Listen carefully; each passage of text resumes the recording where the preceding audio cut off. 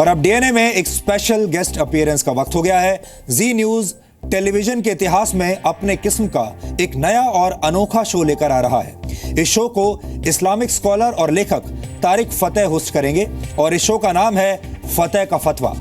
हमारा मानना है कि राजनीति, मजहब, लोकतंत्र, कानून, खान पान और पहनावे के बारे में देश के लोगों की सोच और नजरिया बड़ा होना चाहिए। जी न्यूज सच का सबसे बड़ा प्लेटफॉर्म है। एक जागरूक मीडिया हाउस होने के नाते जी न्यूज इसे अपनी जिम्मेदारी समझता है कि समाज और देश के हर मामले पर एक तर्कशील सोच बनाने में हम आपके साथी बने। और हमारी कोशिश है कि इन तमाम मुद्दों पर बिना किसी भेदभाव के सही और वाजिब बात आप तक पहुंचाई जाए, ताकि आप किसी भी मुद्दे पर बनी बनाई लकीर के फकीर ना बने और खुद अपना नजरिया और अपना रास्ता तय कर सकें, तैयार कर सकें। जी न्यूज के इस खास कार्यक्रम में यही काम तारिक फतेह साहब करेंगे।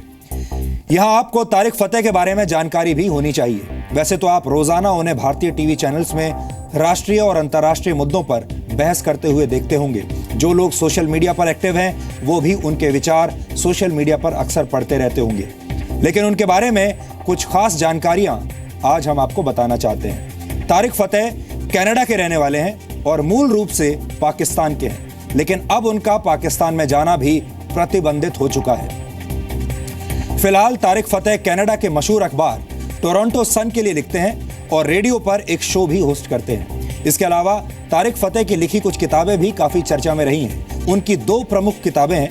पहली है chasing a mirage, the tragic illusion of an Islamic state, और दूसरी है the Jew is not my enemy. Islamic कट्टरपंथ को लेकर उनका स्टैंड उनके लाखों चाहने वालों को पसंद है और इन्हीं विचारों की वजह से शायद लाखों लोग उनसे नाराज भी रहते हैं। कल तारिक फतेह के शो का पहला एपिसोड जी न्यूज पर दिखाया जाएगा। फतेह का फतवा देखने के लिए आपको हर शनिवार और रविवार को रात 7:55 का रिमाइंडर अभी से लगा लेना चाहिए। और अब तारिक फतेह साहब हमारे स्टूडियो में हैं और अब वो हमें ज्वाइन कर रहे हैं।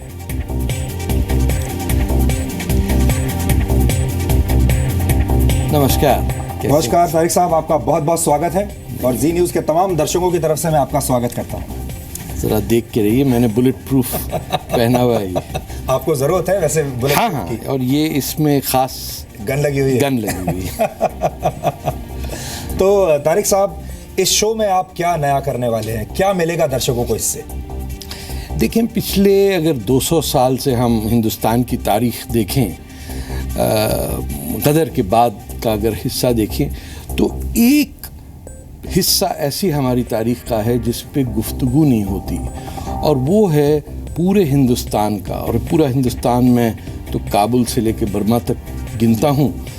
उसमें मुसलमान जो हिंदुस्तान में रहते हैं उनका एक यूनिक कल्चर, एक उनकी इनफरादियत जो ना ईरान में मिलती, ना अरब में मिलती, ना तुर्की में, ना इंडोनेशिया में, उस पे उनको हटा के आहिस्ता आहिस्ता पहले हिंदुस्तान के बाजू काटे गए, पाकिस्तान बनाया, फिर बांग्लादेश बनाया, अब घर घर के अंदर छोटे छोटे अरबिस्तान बन रहे हैं। और हिंदुस्तानी जो तहजीब है हमारी, चाहे वो तमिलनाडु की हो या श्रीनगर की हो, वो हमसे छूटती जा रही है। खुदा हाफिज़ के बजाय अब हम अल्लाह हाफिज़ कहते हैं। सफ़ेद दिल्ली के बुर्के के बजाय सऊदी अरेबिया का काला बुर्का आ गया, तो दुपट्टे के बजाय हिजाब हो गया। ये हमारे सामने गुजरता हुआ सब कुछ हो रहा है। दुनिया आगे बढ़ रही है, मुसलमान बेचारे पीछे रह रहे हैं। और जो इस गुफ्तगू पे बात करता है उस पे जो हमारे लीडर हैं वो इल्ज़ाम लगा देते हैं कि तुम काफिर हो या दुश्मन हो या संगी हो या भक्ति हो या यहूदी के एजेंट हो, और नुकसान हमारा हो रहा मुसलमानों का। अब देखिए, नॉन मुस्लिम जो है हिंदुस्तान का, वो आगे बढ़ा जा रहा है। साड़ियों में औरतें जो हैं वो मार्स तक रॉकेट पहुंचा रही हैं। एथलीट्स हमारी देखिए, कुश्ती लड़ने वालों की फिल्में बन रही हैं। इसमें आपको हमारी बच्चियां नज़र नहीं आ रही, हमारे लड़के नज़र नहीं आ रहे। हिंदुस्तान से बच्चे जाके आईसिस में टॉयलेट धो रहे हैं। तो इसीलिए आप हमेशा मुसलमान होकर जी मुसलमानों के खिलाफ बोलते रहे हैं और बहुत सारे लोग ये कहते हैं कि आप तो सच्चे मुसलमान हैं ही नहीं। ये तो हमारी 1400 साल की तारीख में मुसलमान हमेशा मुसलमान के खिलाफ रहा है। जब प्रॉफिट मोहम्मद की औलादों को कत्ल कर दिया मुसलमानों ने और एक दूसरे की सर काट के औरंगज़ेब दारा शिको अपने बड़े भाई की गर्दन काट सकता है, तो इस पे फिक्र ना करें, हमारी कुछ आदतें ख़राब हैं।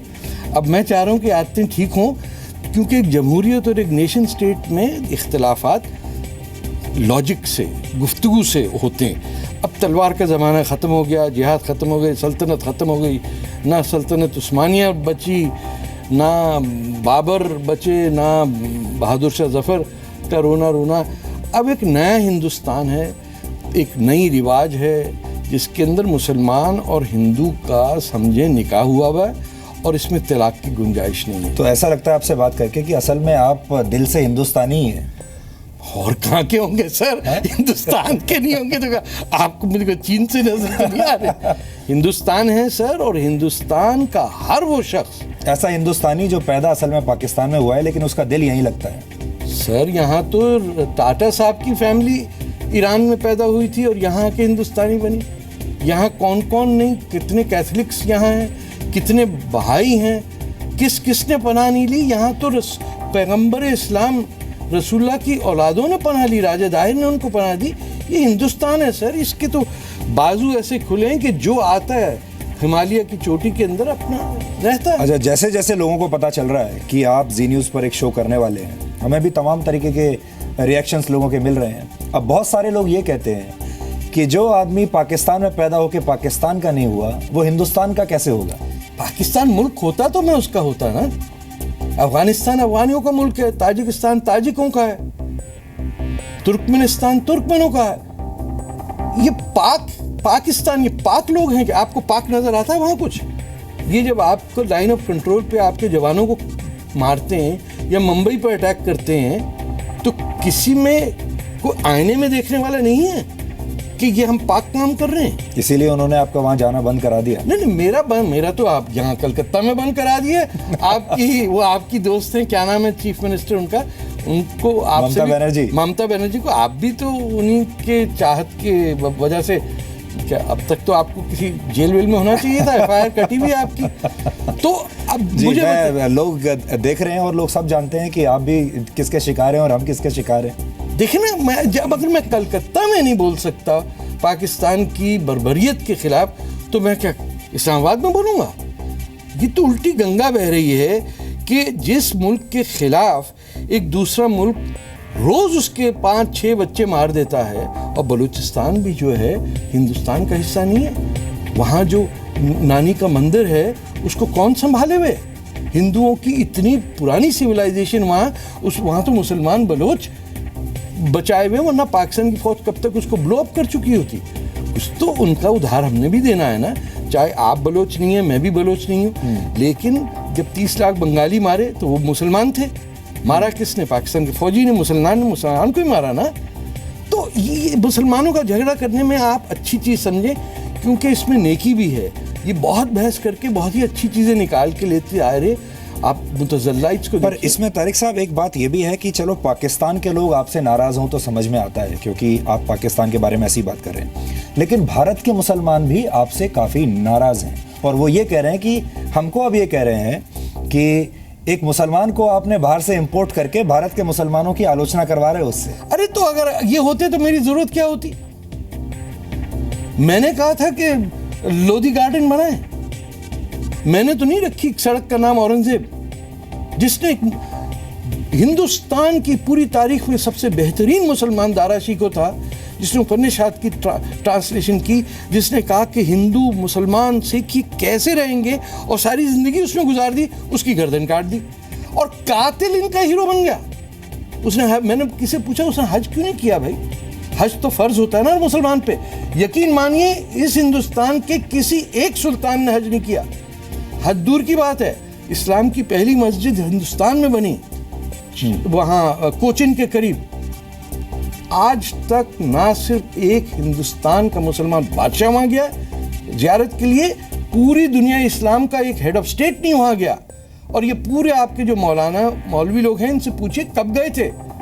ये जिसको काफिर कहते हैं ये वहां जाके जुम्मा पढ़ के आ चुका है। अच्छा, मैं आपसे एक आखिरी सवाल और जी, पूछ जी। लेता हूँ। हमारे दर्शकों को एक छोटा सा अगर आप एक प्रीव्यू दे सकें। जी। कल आपका शो आने वाला है, जी। पहला एपिसोड है, और उस सीरीज में भी ऐसी कौन सी खास बात आप बताने वाले हैं? कोई कंट्रोवर्शियल बात कहने वाले हैं? विवाद है, आप तो जब भी बोलते हैं कुछ ना कुछ नया विवाद खड़ा हो जाता है। मैं सच बोलूंगा, और अगर मेरी बात गलत साबित होगी तो मैं पहला शख्स होऊंगा जो मानूंगा कि ये मुझसे गलती हो गई। लेकिन बहस ये होनी चाहिए कि क्या है हमारे पास्ट क्या है, और हमारा हिंदुस्तान के साथ, हिंदुओं के साथ क्या रिश्ता है। हमारे पैगंबर के लोग आए ना यहाँ, अरब यहाँ आए ना, कुछ पनाह मांगने आए, दाऊदी बोरा हैं, ये मिस्र से आए रह रहे हैं यहाँ पे। तो हम आए हैं हिंदुस्तान में, और इसीलिए हम नाम लिखते हैं सैयद, सिद्दीकी, ये सब नाम का मतलब है कि अरब हैं ये लोग। तो हम आए आपके घर में, तो आपसे तो पूछ लें कि भैया हमारे कुछ लोगों से ज्यादती हुई है, जरा दिल बड़ा करके बताओ, अब तो बहुत हो गया।